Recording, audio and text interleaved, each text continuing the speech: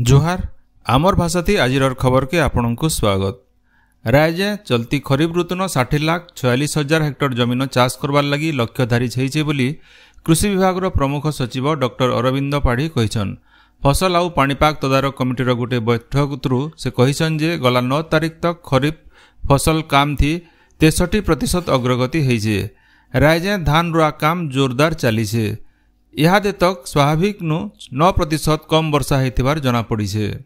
बैठक थी आंचलिक भाषान कृषि परामर्श सूचना जारी करी चाषी मानकर समस्यार समाधान करवार योजना बाबदे भी आलोचना करा जायथिला।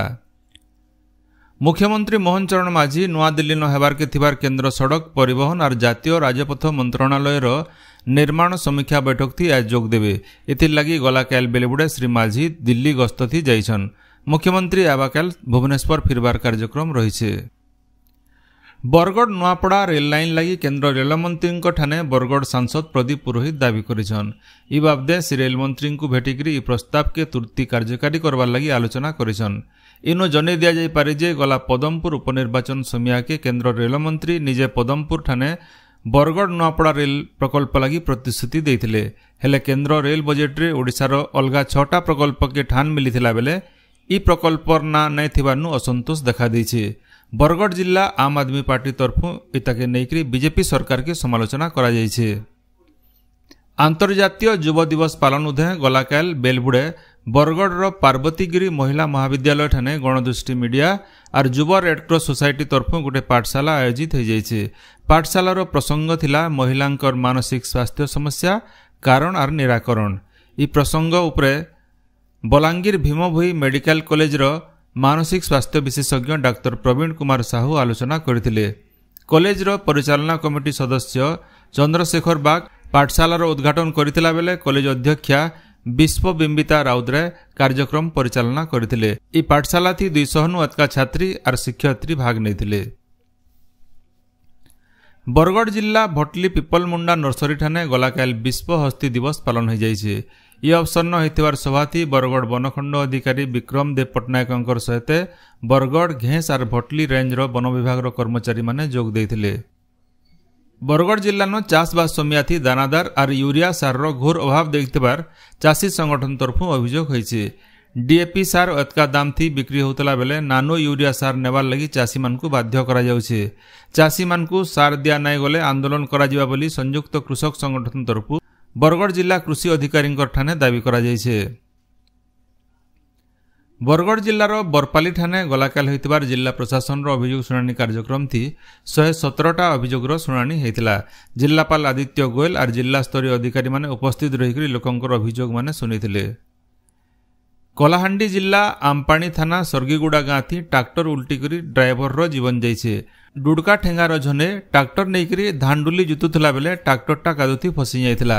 पासे थिबार आर झने ट्राक्टर ड्राइवर ट्राक्टर के बाहर करुथला बेले ट्राक्टरटा उल्टी जाइथिला। नुआपड़ा जिला सिरतोल गाँव निजर घरे बाप पो सुईथिला बेले दुईकु विषाण साप चाबी नेबारनु पुअर जीवन जाइछे। बापांकु गुरुतर अवस्थानु रायपुर गोटे प्राइवेट डाक्तरखाना भर्ती करा जाइछे। देवगढ़ जिला न गला 8 तारिख दिन घटिथिबार गोटे दुर्घटना थी जने जुआन पिलार मृत्यु के नेकरी गलाकाल उत्तेजना देखा देइछे।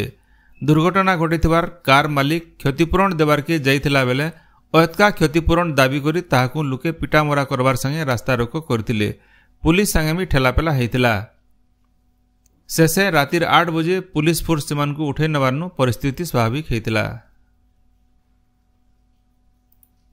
रायजर सबु सरकारी विश्वविद्यालय कुलपति कॉलेज अध्यक्ष मानकु नेकरी जातीय शिक्षा नीति 2020 बाबदे आज भुवनेश्वर न गोटे बैठक हेबा। इनो इ बछरनु स्नातक स्तर न शिक्षा नीति लागू करा जिबार उपरे मत निया जिबा। तार उतरु भविष्यत कार्यक्रम तैयार करा जिबा बोली जना पड़िछे। राज्य उच्च शिक्षा परिषद तरफु स्नातक श्रेणी लगी 40टा विषय पाठ्यक्रम जातीय शिक्षा नीति अनुसार तैयार करा जायछे। विश्वविद्यालय मानकर सीडीसी थी बिल इ बाबदे आलोचना हेतिबार जना पड़िछे। आज विश्व अंगदान दिवस। इ थरर इ दिवस रो विषय रहिछे काहरीर हसीर लगी आज निजे सहायक हुआ। सियाड़े अंगदान क्षेत्र थी पूर्वांचल राज्य मानकर भितरे ओडिशा आगाड़े रहिछे। इहादे तक राज्य 17टा अंगदान हेइछे।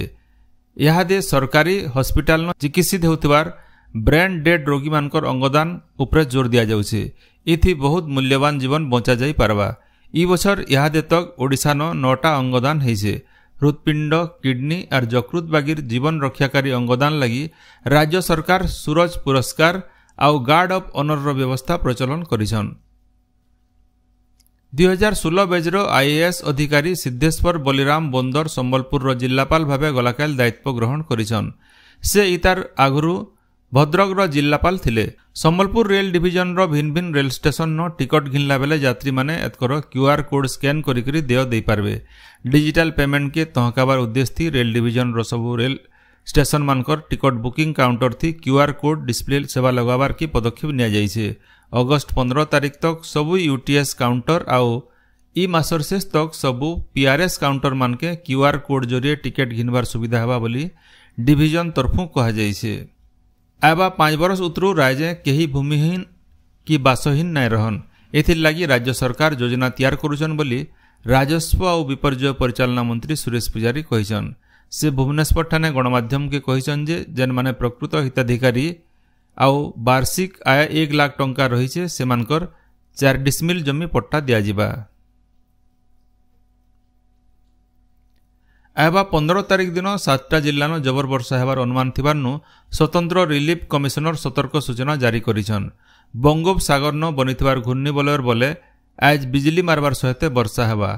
आबाकाल संबलपुर सुंदरगढ़ झारसुगुड़ा बरगढ़ देवगढ़ अनुगुल बागिर जिल्ला मानके 7 नु 11 सेंटीमीटर वर्षा हेबार अनुमान थिबारनु येलो वार्निंग जारी करा जाइछे।